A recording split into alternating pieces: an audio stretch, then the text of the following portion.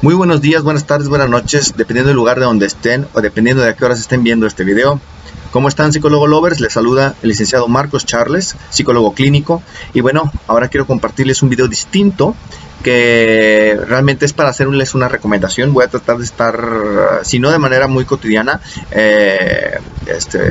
tratar de compartirles videos sobre libros que a mí la verdad me han gustado demasiado. Están relacionados con temas de psicología, neurociencia, neurobiología, psicobiología, etcétera, y que quizás a muchos estudiantes de carrera de psicología, para nutrir más su conocimiento, porque sabemos muy bien que existe un programa educativo que realmente es muy amplio y que a veces muchos temas de actualidad no se tocan, no se alcanzan a ver, pues, por obvias razones, porque en sí mismo la psicología es un tema muy amplio, es un campo multidisciplinar bastante vasto, que definitivamente es difícil ver todos los avances de actualidad, salvo de manera esporádica algunos autores, por lo cual yo siempre trato de recomendarle a los practicantes, a los estudiantes de psicología, también tomar lectura en medio de su tiempo, porque sabemos que también tienen que leer demasiado.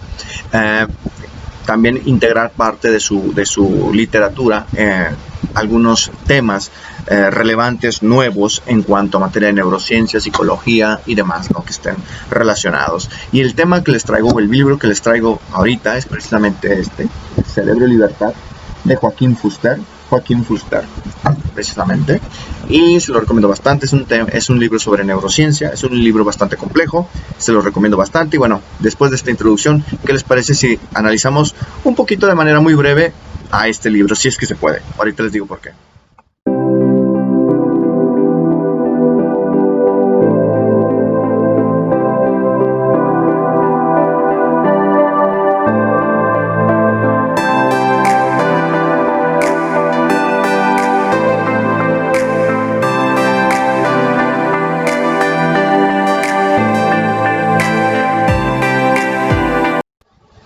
Bueno, como ya les comentaba, vamos a hablar de este libro, Cerebro y Libertad, de Joaquín Fuster. Y bueno, primero que nada, ¿quién es Joaquín Fuster? Joaquín Fuster es un célebre neurocientífico español que ahorita está afincado en los Estados Unidos. Es muy conocido en el ámbito de la neurociencia, en la neurociencia cognitiva. Él es psiquiatra también, y también tiene una licenciatura en filosofía, si mal no recuerdo. Entonces, Joaquín Fuster fue uno de los pioneros en derribar, junto con otros neurocientíficos, la analogía que se tenía de manera equivocada de que el cerebro funcionaba similar a un ordenador de computadora, o que la memoria funcionaba de una manera en que guardamos como en especie de cajones o de archivos, como en una computadora, los recuerdos, las memorias, el conocimiento que estaba alojado en ciertas estructuras del cerebro, como si fueran cajones donde guardamos las cosas. Joaquín Fuster fue uno de los tantos neurocientíficos, si no es que el primero de ellos, en mencionar que esto es completamente falso. Fue precisamente quien, a través del estudio con animales, específicamente creo que monos, chimpancés, estudió las estructuras de la corteza que se encargan específicamente del manejo de los procesos de rememoración y el conocimiento, a lo que él empezó a llamar a estas partes un concepto muy interesante que él menciona, le llama cognitos. Después esto le vale poder estudiar ya en seres humanos, y teniendo una tesis de trabajo muy respetada, muy conocida en el mundo de la neurociencia. Específicamente la neurociencia cognitiva es la parte de las neurociencias que estudia el conocimiento, el cómo el cerebro se las ingenia para procesar, almacenar y manejar el conocimiento, ¿verdad?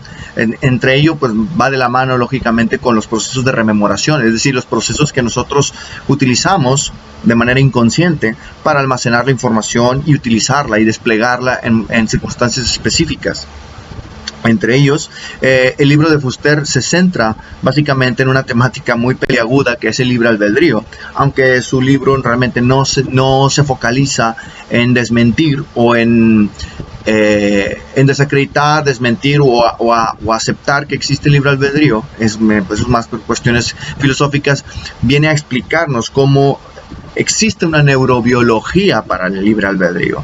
En este caso, Fuster lo que hace es explicar los cimientos cerebrales de la toma de decisiones, los cimientos cerebrales del cómo utilizamos el conocimiento para tomar decisiones, cuáles son las estructuras implicadas, la corteza prefrontal, la corteza cerebral son importantísimas dentro del libro, dentro de los conceptos que maneja Fuster, sin dejar de lado los procesos emocionales o que están vinculados con las emociones, en este caso con las estructuras del sistema límbico, específicamente la amígdala y otros demás elementos.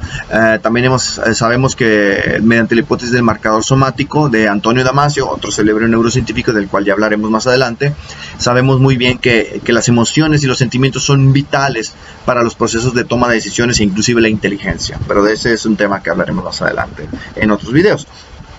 Fuster, realmente pues podemos empezar definiendo qué es libre albedrío. El libre albedrío, aquí tengo la definición, según esto, o según como se menciona, la definición que yo encontré, viene siendo la creencia de aquellas doctrinas filosóficas, las cuales las personas tienen el poder de elegir y tomar sus propias decisiones. Entonces realmente sabemos muy bien que este concepto tiene una relación muy estrecha con la religión, la filosofía y demás. Por eso mismo no vamos a tocar temas filosóficos, vamos a tratar de tocar cuáles son los cimientos cerebrales por los cuales tomamos decisiones basados en el libro de Fuster. Antes que nada, Fuster se sincera mencionando que existe un reduccionismo neurocientífico que es propio de las neurociencias, en el sentido de que no se toma tanto en consideración muchos otros elementos que pueden ser ambiguos y quizás hasta subjetivos. Entonces, en el afán, como en toda ciencia, de buscar simplificar o buscar poder reducir para poder tener un objeto de estudio claro, caemos en un reduccionismo que muchas de las veces pierde en esencia muchos otros elementos que pudieran ser importantes. Es por esto que también menciona Fuster que en cuestión de toma de decisiones, la libertad es muy compleja porque depende de una serie de elementos que son multifactoriales, tanto los elementos internos, que es diciendo lo que sucede en nuestro cerebro, las interacciones de nuestras redes neuronales, cómo funcionan las estructuras, cómo se agrupan, cómo se asocian, y con los estímulos que estamos percibiendo del exterior, en este caso el entorno social, el entorno ambiental, el entorno laboral, evidentemente, todo lo que tiene que ver con lo que está fuera del cuerpo, ¿verdad? Pero también Fuster hace un tema muy interesante que viene siendo también el entorno interno que viene siendo precisamente el cómo está funcionando el cuerpo en ese momento, que es de lo cual también hace énfasis Antonio Damasio en otros de sus libros. Sin embargo, de aquí nace un concepto que me parece muy interesante, que es precisamente el concepto de ciclo percepción-acción. ¿Qué es el ciclo percepción-acción? Es precisamente un procesamiento circular de información en la cual el organismo se adapta al entorno. Es decir, el ciclo percepción-acción, menciona Fuster de una manera muy gráfica, muy simple, que es precisamente el estímulo que estoy recibiendo, o que estamos percibiendo del entorno, interno o externo, cómo procesamos esta información y cómo reaccionamos al entorno. Esto es muy común y esto es muy utilizado en psicología conductual, cognitivo-conductual. Y el ciclo percepción-acción nos dice, dentro de la toma de decisiones, que no solamente la toma de decisiones son procesos neuroquímicos, es decir, una neuroquímica que sucede en nuestro cerebro que nos guía a tomar decisiones, sino que más bien va de la mano con los estímulos que percibimos del entorno, que tocan ciertas fibras o nuestros órganos sensitivos, y cómo todavía tenemos previamente conocimiento o memorias que se conectan, por decirlo de alguna manera, o que estos estímulos hacen que se activen estas memorias, por las cuales puede llevarnos a un embudo para simplificar y reducir las alternativas de acción o alternativas de toma de decisión, para tomar decisiones más simplificadas, más rápidas. Es decir, para no tener que indagar entre miles de millones de trillones de redes neuronales que se están formando con conocimiento y poder discriminar entre todas ellas. Y una de las rutas que utilizamos para poder discriminar este tipo de elementos para tomar decisiones son las emociones y los sentimientos. Es decir, generalmente vamos a tener una mayor tendencia a elegir aquello que tenga algún vínculo emocional, por muy pobre o por muy amplio que este sea. Entonces, esto claro que no es algo determinante. Esto es lo interesante y lo fascinante de la neurociencia cognitiva en cuanto a la toma de decisiones. No podemos decir que A cause B, sino que podemos decir que la probabilidad de que A cause B dependerá de ciertos factores, de ciertos estímulos y de ciertos elementos de memoria que tengamos en ese momento, que estén vigentes en ese momento y cómo nos sintamos en ese momento. Entonces, ahí hace que la complejidad sea bastante amplia. Si bien es cierto, en psicología podemos reducir y poder controlar un poquito, no podemos predecir de manera exacta y precisa cuál va a ser la respuesta de un individuo, de qué va a decir, cómo va a sentir, que si le va a dar comezón en el momento que reaccione, le va a dar comezón en el momento que reaccione, no lo sabemos. Podemos decir, la persona es probable que se pueda enojar o que se va a enojar, porque definitivamente sabemos, conociendo a la persona debido a su historial y su perfil, sabemos que si tocamos este tema y si tocamos esto, le proveemos ciertos estímulos, su respuesta va a ser de enojo. Eso sí lo sabemos, pero lo que no sabemos es el contenido emocional, el contenido en procesos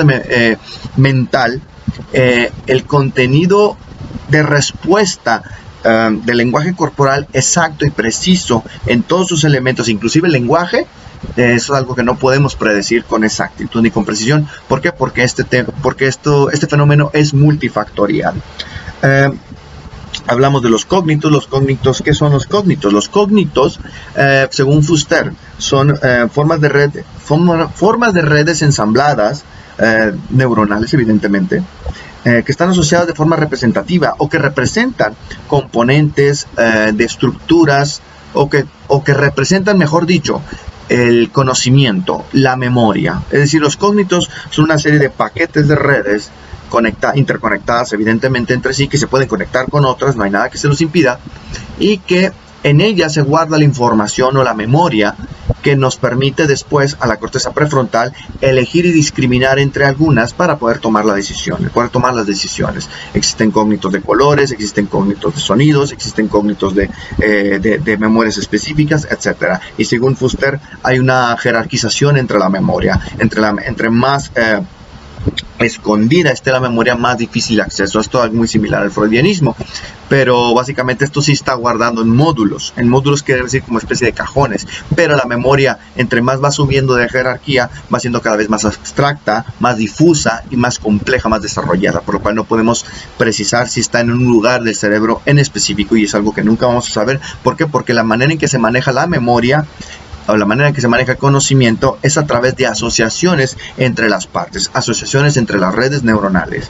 O también hay un concepto muy interesante que menciona, que es memoria filética. ¿Qué demonios es la memoria filética? Bueno, la memoria filética es una estructura innata de los sistemas sensoriales y motor del cerebro. Es decir, la memoria filética, según Fuster, es un tipo de memoria genética que todos los seres vivos tenemos, que es como una especie de software de arranque, que nos permite adaptarnos al entorno, ¿ok? Es decir, no nacemos como una tabula rasa, de donde no tenemos nada de memoria, sino que nacemos con una memoria preexistente muy básica que nos permite amoldarnos y adaptarnos al entorno. Es por eso que existen conductas intuitivas o instintivas, ¿ok? Y esto, en el caso de los seres humanos, es mucho más compleja y más desarrollada por cuestiones sociales y por cuestiones de cómo está configurado y cómo está formado nuestro cerebro, esta inmensa máquina que tenemos aquí en la cabezota, ¿ok? Otro concepto que me llama mucho la atención es el sistema preadaptativo. El sistema preadaptativo es un sistema biológico que que está en nuestra cabezota, que nos sirve para podernos preadaptar. Es decir, es esencial y especial para la memoria de planeación. Es decir, yo no puedo quizás saber qué es lo que va a pasar en el futuro, pero sí, gracias a mis experiencias anteriores y debido al razonamiento y otros procesos cognitivos complejos, me permite crear imaginariamente escenarios probables o posibles en función de lo que pudiera pasar, y por lo cual me permite poder actuar en correspondencia a eso, actuar por adelantado, es decir, tratar de preadaptarme a una situación que todavía no ocurre, pero que es posible que ocurra. Y esto es algo, no es único de los seres humanos, pero sí es único de los seres humanos en cuestiones complejas como lo realizamos nosotros, tal caso como una planeación sofisticada, planeación de vida, planeación de trabajo, planeación de una tarea, etcétera, etcétera, etcétera. Escenarios posibles que podemos plantear a nivel cognitivo y que nos permite anticiparnos a ellos. Entonces nos permite tener un plan A, plan B, plan C, plan D.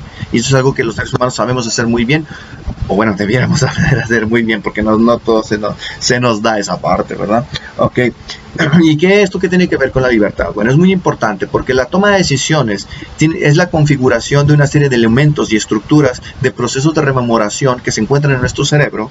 Es decir, no hay un Pepe Grillo o un yo separado del cuerpo que nos esté diciendo qué decir o qué hacer o qué decisiones debemos tomar, sino lo que ocurre es que nosotros simple y sencillamente, entre comillas, nuestro cerebro hace todo el trabajo casi de manera inconsciente, sin que nos percatemos, discriminando entre objetos, elementos, estructuras, cognitos, para tomar una ruta de acceso rápida y tener unas alternativas de acción plausibles que estén sobre la mesa servidas para poder así no llegar a 3.000 millones de trillones de redes neuronales que nos dan alternativas. Realmente no funciona así la memoria, pero es totalmente para darles un ejemplo muy burdo de cómo se reduce, y se reduce en función de emociones, sentimientos, experiencias previas y las memorias que estén más a la base que podamos tomar en ese momento. Es por eso que, por ejemplo, experimentos de priming, que es el efecto priming, viene siendo un efecto de predisposición inconsciente, que por ejemplo, si yo pongo a una serie de personas, quizás estarles inculcando el color azul, es muy probable que después,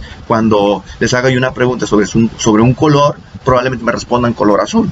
¿Por qué? Porque es el color con el que sugestivamente se les está atacando en ese momento y de manera se está estimulando en ese momento. O quizás si yo estoy comiendo una hamburguesa en este momento, quizás a 2 o 3 personas se van a sentir estimuladas a comer una hamburguesa. No lo sé. Es algo que es una predisposición inconsciente de estímulos que no nos damos cuenta que nos llegan, pero nos llegan y que nos hacen tomar decisiones inclusive.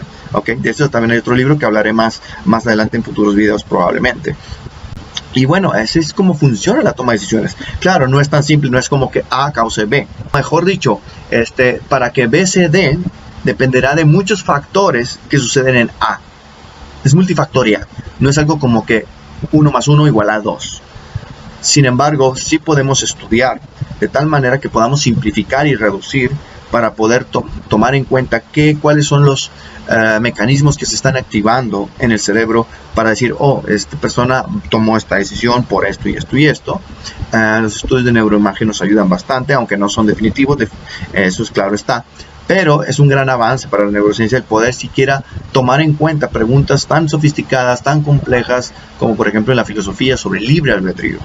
Que realmente con esto no queremos decir si existe o no existe. Lo que queremos decir es que no existe una libertad completa, está, aunque es muy amplia, pero está demarcada, estrecha, entre comillas, dependiendo de las experiencias y dependiendo de la recursividad de nuestro lenguaje. Este es otro tema que se me estaba escapando.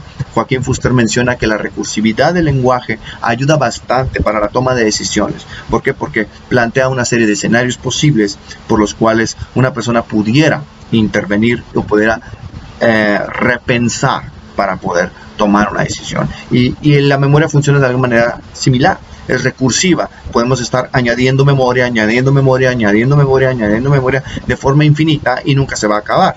Sin embargo, esta recursividad es lo que nos permite, es decir, el tener muchas experiencias nos permite tener oportunidades de decidir más variadas que simplemente es tener 1 o 2 opciones. Si tenemos una opción, pues simplemente somos un organismo que va de una manera unidireccional, sin voluntad y sin absolutamente nada. Si tenemos 2 opciones, simplemente seríamos como los robots A o B.